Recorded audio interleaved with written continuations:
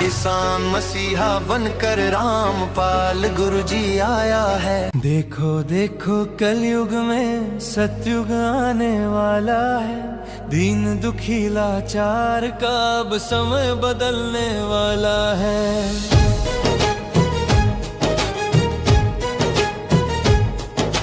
देखो देखो कलयुग में सतयुग आने वाला है।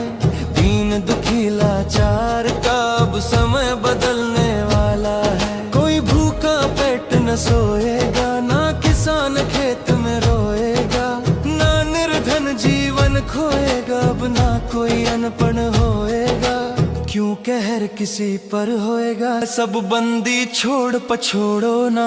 सच्चा सतगुरु आया धरा पे, अब भाग्य बदलने वाला है। देखो देखो कलयुग में सतयुग आने वाला है। दीन दुखी लाचार का अब समय बदलने वाला है। देखो देखो कलयुग में सतयुग आने वाला है। दीन दुखी लाचार